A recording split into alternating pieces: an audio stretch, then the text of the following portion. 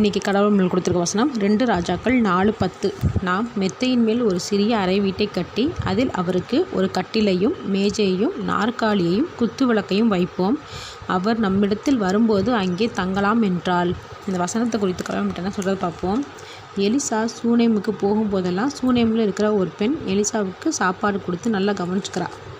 அதுக்கப்புறம் எலிசாவுக்கு மாடியில் ஒரு சின்ன ரூம், சேர், டேபிள், குத்து விளக்கு இதை செஞ்சு கொடுத்து எலிசாவை நல்லபடியாக பார்த்துக்கிறா. அவளுக்கு குழந்தை இல்லாமல் இருந்துச்சு. இந்த பெண்ணோட புருஷனும் வயதானவனாக இருந்தான். இந்த பெண்கிட்ட எலிசா உனக்கு என்ன வேணும்னு கேட்குறாரு. அப்போது எனக்கு எதுவும் வேண்டாம், நான் நல்லா தான் இருக்கேன்னு சொல்கிறா. ஆனால் அவளுக்கு எல்லாம் இருந்த போதிலும் குழந்தை இல்லாமல் இருந்துச்சு. எலிசா கேட்கும்போது கூட எனக்கு பிள்ளை வேணும்னு கேட்கல.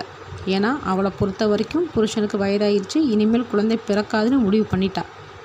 ஆனால் எலிசா கண்டிப்பாக உனக்கு ஒரு குழந்தை பிறக்கணும்னு சொல்லும்போது எலிசாவை பார்த்து அபத்தமாக பேசாதீங்கன்னு சொல்கிறான். அப்படின்னா அர்த்தம் இல்லாமல் பேசாதீங்கன்னு அர்த்தம். எலிசா சொன்னது போலவே அவளுக்கு ஒரு குழந்தை பிறக்குது. இங்கே தேவ மனிதருக்கு இந்த பெண் நல்ல சௌகரியத்தை உண்டு பண்ணுறா, நல்ல மதிப்பு கொடுக்குறா, தேவனையும் வணங்குறா. இது எல்லாம் இருந்தும் தேவன்கிட்ட கேட்டால் கொடுப்பான்ற விசுவாசம் இல்லை. அதுக்கு காரணம் அவளுடைய சூழ்நிலை தான் நம்புகிறா. அவளுக்கு ஒரு குழந்தை வேணும்னு தேவன்கிட்ட கேட்கலனாலும் அவள் மனசில் இருக்கிற பாரத்தை தேவன் பார்க்குறாரு. அந்த ஏக்கத்தை தேவன் பார்த்தாரு. ஒரு குழந்தையும் பிறக்குது. இப்படி நாமளும் தேவனை வணங்குறோம், தேவ மனிதர்களை மதிக்கிறோம். ஆனால் சூழ்நிலையை பார்த்து தேவன்கிட்ட நம்மளோட தேவைகளை சில சமயம் கேட்க மாட்டேங்கிறோம். எப்படின்னு நடக்க வாய்ப்பே இல்லை, அப்புறம் எதுக்கு கடவுள்கிட்ட கேட்டுக்கிட்டு அப்படின்னு நினைக்கிறோம்.